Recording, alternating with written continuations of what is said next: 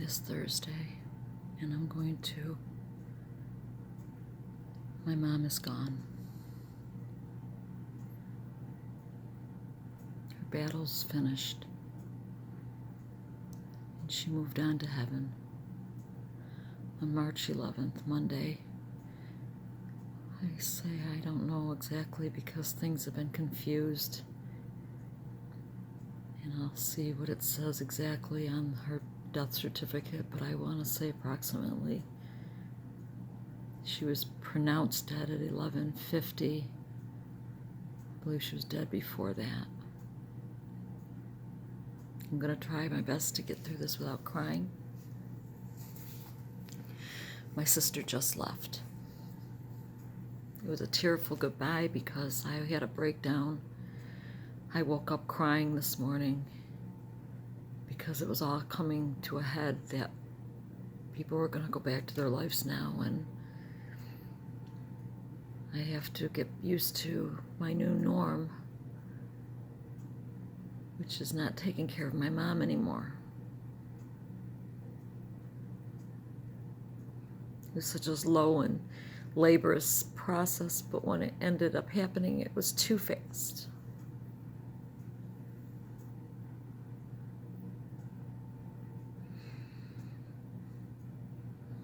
On Monday morning, I had spent Sunday with her.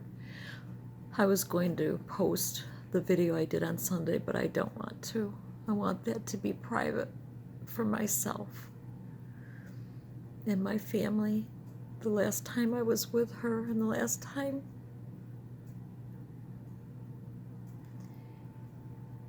she opened her eyes and looked at me.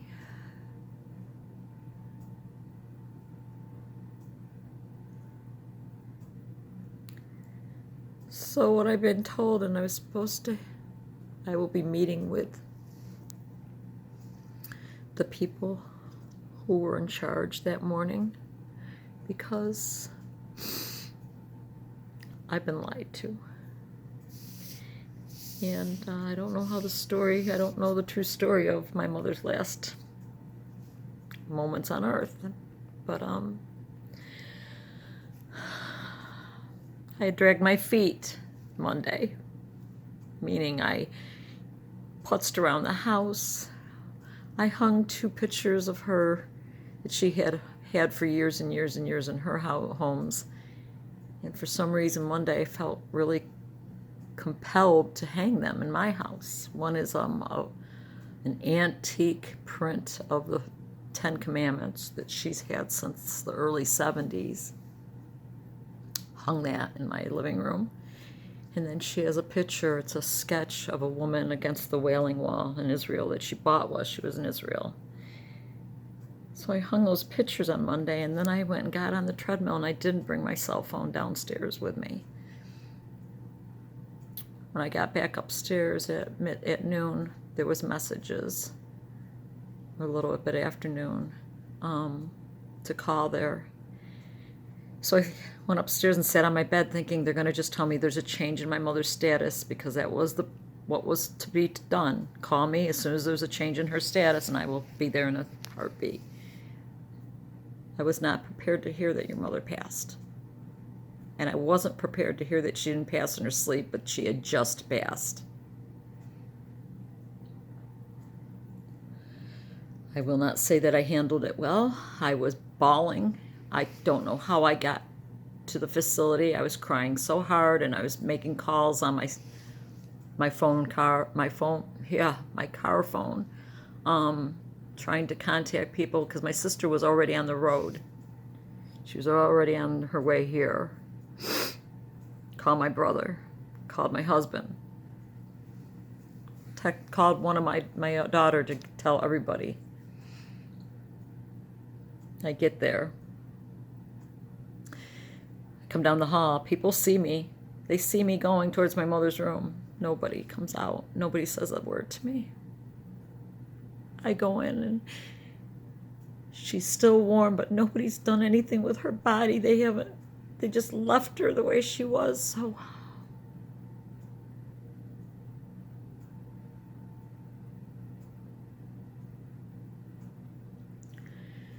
It was a good half an hour I was in there completely by myself.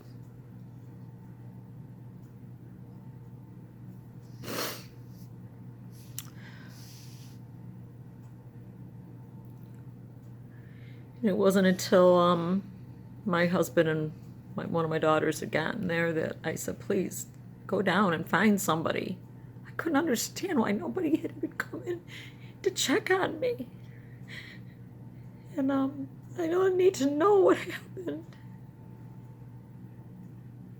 So my daughter went down and said, my mother's grieving pretty heavily, so please tell me what happened. And the story that she was told at that moment was, well, I'm not going to get through this without crying, but my mom, that the aide had come in to clean up my mother, and when she was moving her a little bit, my mother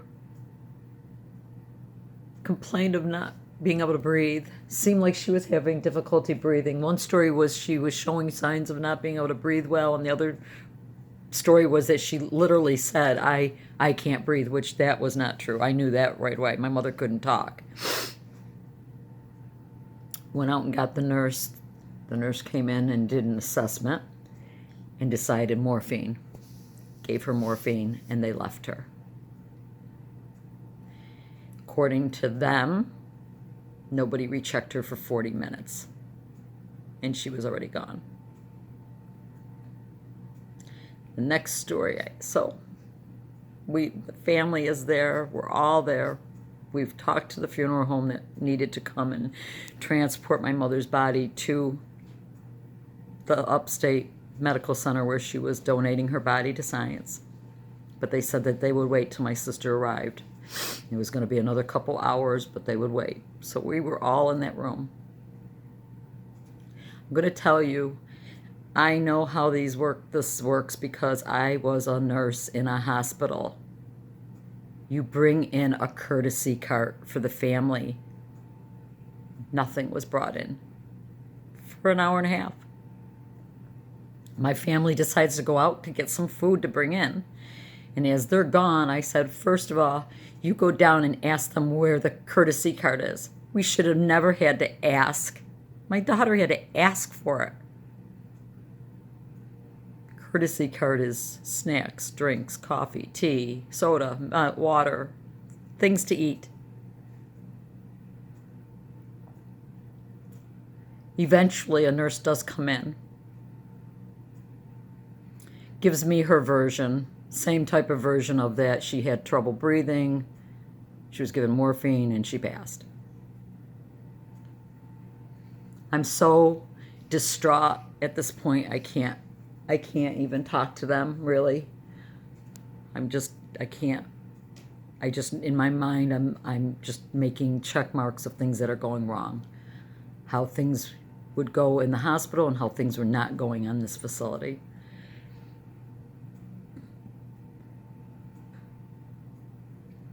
So it's time for my sister arrives. She says her goodbyes. The funeral director comes. They have not come in to prepare my mother's body. It's called post-mortem care or aftercare.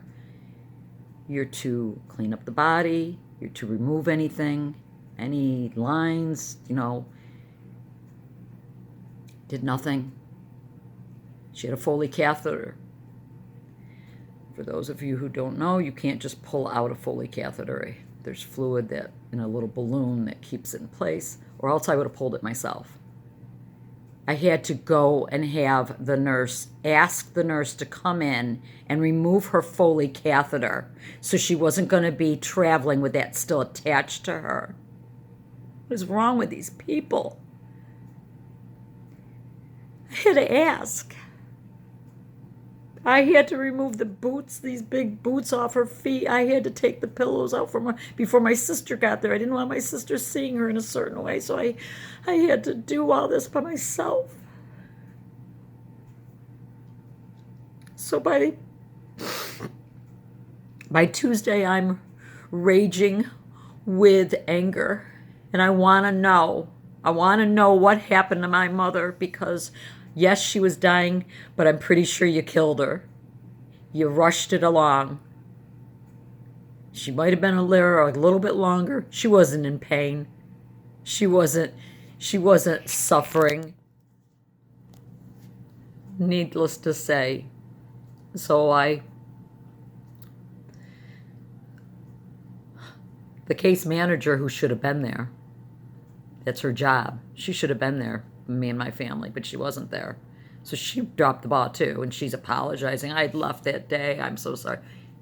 Somebody should have called her and said, turn around and get right back there. Her family needs you. But she didn't, so she blew it too. But she was telling me that, I said, I want a meeting. I want face-to-face with everybody. He had eyeballs on my mother that morning. I want to hear what happened because something's not right. And she called me back and said, well, the nurses feel like they had good communication with you yesterday. My sister and I were like, what are they talking about? We had no communication. And she says, and they're telling me that your mother groaned in pain. And I said, that's not what I was told. I was told that she was having trouble breathing. Which is it? And she's going, I'm getting different stories too. Anyways, we had arranged to have the meeting yesterday afternoon, but both my daughters had taken the day off. And me and my sister and my daughters just spent the day together. We went out to eat. We just spent the day together and decided it's too soon. I'm too emotional. I need another day of grieving before I meet with these people. So I've got to call and reschedule. I called and told them that I was going to reschedule. Gives them another day to get their story straight. I said, my mother was not being given morphine. And as far as I know, she had not had morphine in quite a while. So I want to see the Mars book, being, the drug book, and when medications were administered, because I want to see when was the last time you had given her any morphine and why you felt that morphine was indicated on Monday morning, whereas I had spent every day with her prior to that and no morphine was ever indicated as far as I was concerned or knew. She was comfortable and quiet and not in pain. We changed her dressing on her foot, changed the dressing on her bottom, and never even made a sound. And now they're telling me she needed morphine.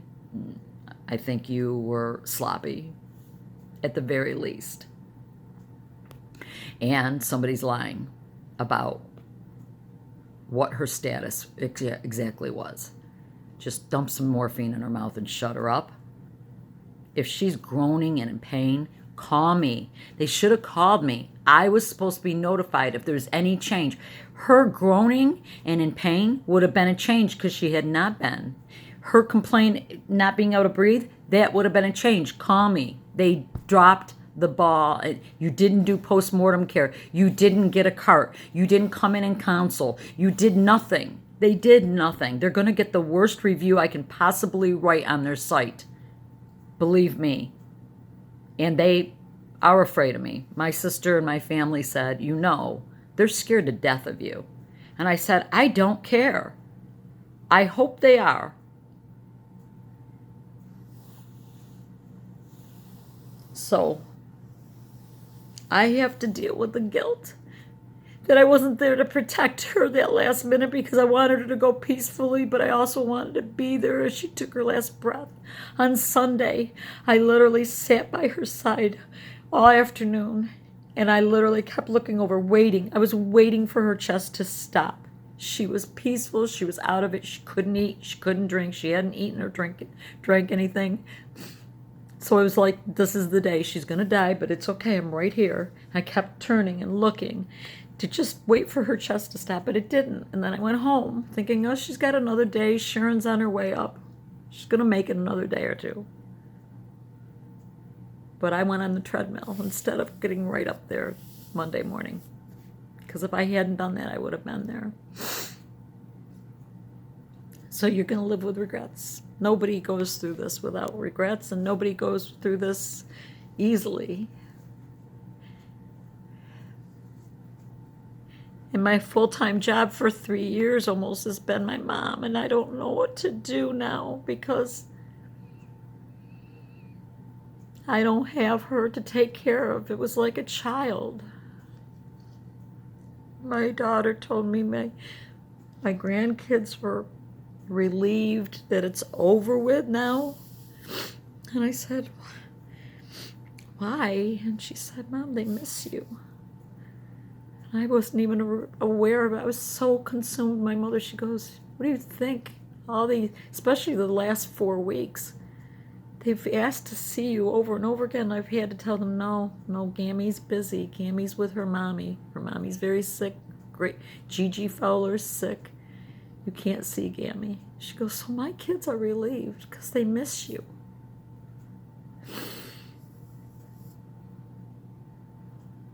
We had a big dinner.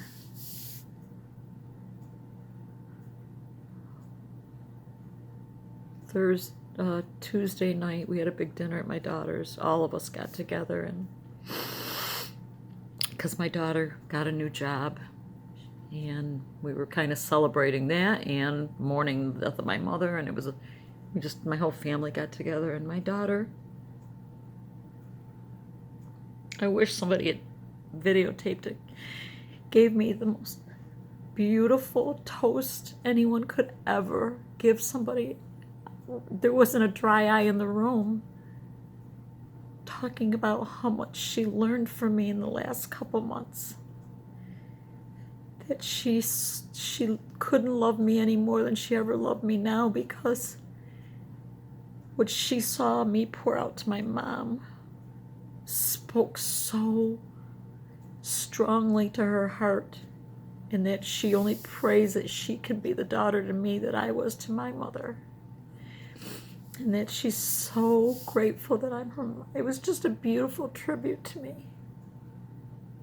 And then we read my daughter's poem again, the one I read to you on a past vlog. I tried to read it. She wanted me to read it, and I got halfway through and I couldn't, because the poem literally states things she watched.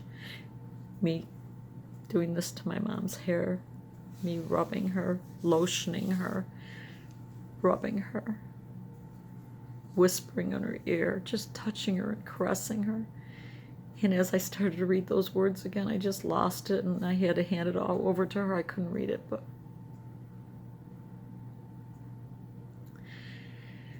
so I helped the funeral director prepare my mom for transport.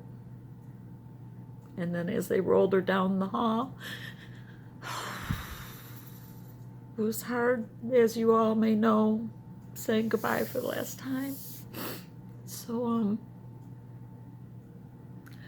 one of the aides that doesn't work on that wing but had floated there twice and had told me she didn't care for that wing, she didn't care for the staff on that wing. She said, this wing is palliative care. They should have the best of the best working on this wing, and they have the worst, in my opinion. She told me that privately. She said, I think they have the worst staff on this wing.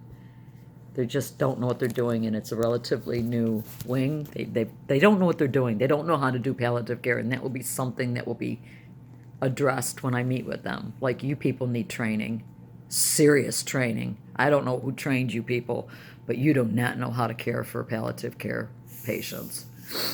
But she said, she stopped me in the hall.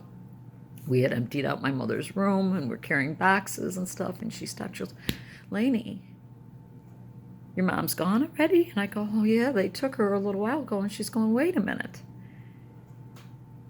What we'd been doing is that anyone who was free at the time and had worked with that patient would follow the body out to the car. I said, nobody followed him out to the car. He rolled her out by himself. And she shook her head in disgust. And she said, I'm so sorry. And I said, I didn't even know. So they didn't do anything that they were supposed to do. So I'm just telling you, Fahey and 700 East Brighton Ave, Syracuse, New York. Look it up. Write a bad review. Because they just have not, I have fought them from the minute my mother entered the doors of that place. I just feel like they just did not do the right thing. And so here's my assessment. My mom might have went, And she couldn't even get that out. I'm telling you, she couldn't get any words out on Saturday and Sunday. She could barely say, she didn't say any words on Sunday. Saturday, she took 3 minutes to get this out. She was like, struggling. And finally, she pushed out the word, good. She said, good. So let's say Monday, they're moving her around a little bit, and she goes, You come in and you give her morphine? That's what killed her. The morphine killed her. She was going to die anyways. Yes, absolutely. But I should have been called. She could have gone without the morphine.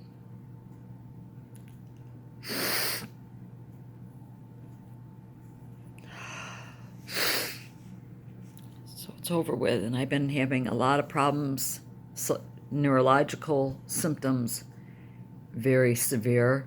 I've just had to push them to the side and do what I have to do.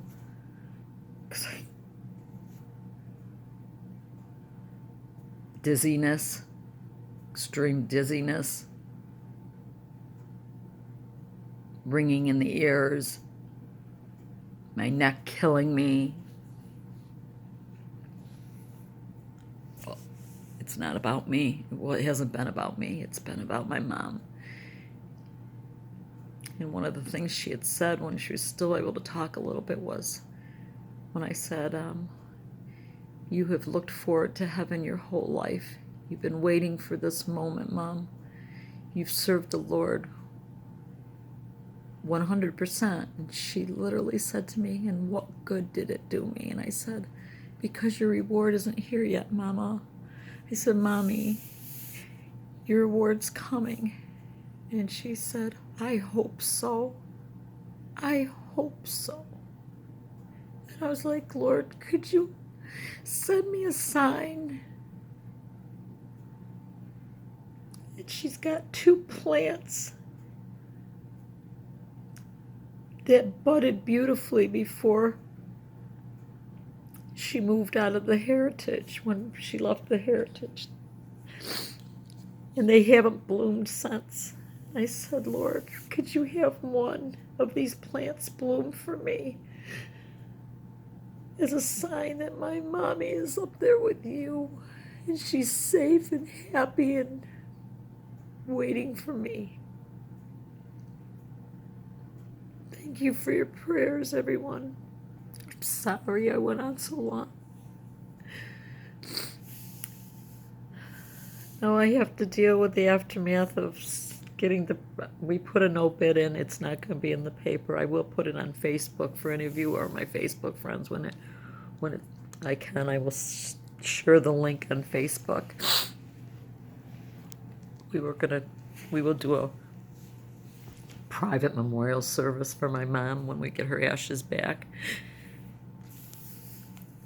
I have to take care of all the paperwork now, close down accounts, life insurance policies, all the other stuff that I have to take care of now. But I just want to put my fingers through her hair one more time and just touch her skin and tell her it's okay one more time, and I can't.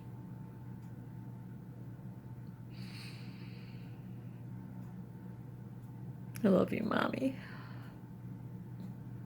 We came full circle a year ago in July. I wanted to kill you. You drove me right out of my tree a year ago. Boy, the Lord changed that up quick. So, that's all I have to say. My mom left this world on March 11th to go to her resting place for eternity at the age of 86. Love you, Mom. I'll see you soon, Mommy.